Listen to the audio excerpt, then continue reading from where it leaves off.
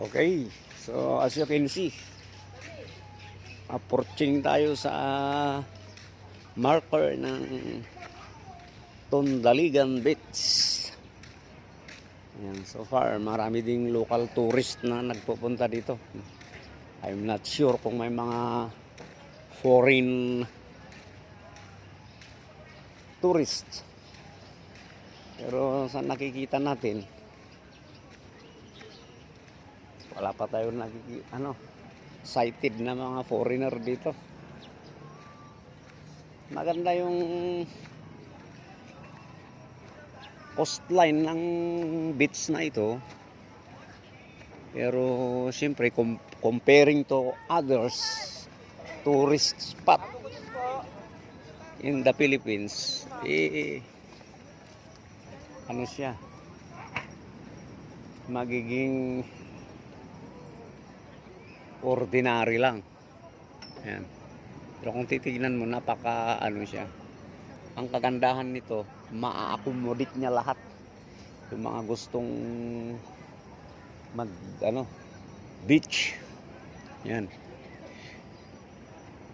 Yung baybayin lang kasi hindi masyadong attractive dahil tingnan mo lang yung kulay.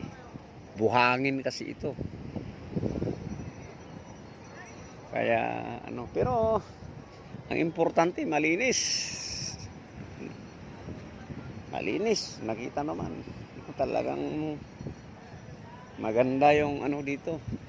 Maintenance ng cleanliness ito. Oh, may mga basurahan. Tsaka talagang na-purify na rin yung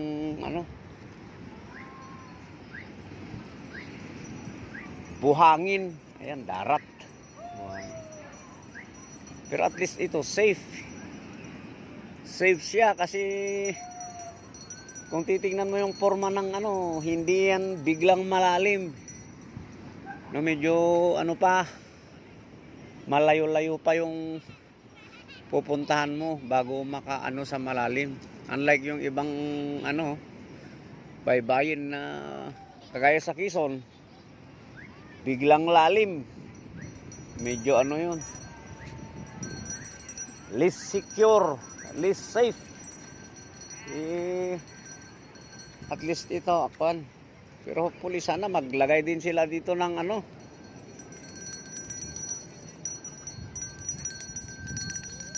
outpost ng mga lifesaver. Yan pero hindi ko alam, baka meron din dito. Hindi lang natin sighted. Pero siyempre mas maganda kung may tower diyan na may tambayan ng lifeguard. Yan, para ma-attract yung mga foreigner. Pang rin kasi yun pag makikita kasi ng mga turista na safe ang isang spot na kagaya nito, siyempre mas yun. Yan, at least may dalawang tower sana diyan na may lifeguard na nagtatambay, di mas safe na tignan ang lugar. Pero baka meron din dito. Nasa lang siguro. Siguro mga ordinary days lang, wala tayong nakikita. Pero may dalawang naka-traffic piece doon na sighted Mga lifeguard siguro yun, mga peacekeeping forces. Ayan, kasi napakalawak kasi ito. Siguro estimated to? Mga 2,000 na kilometer. Sorry. Yes, pala. 1 kilometer. Mga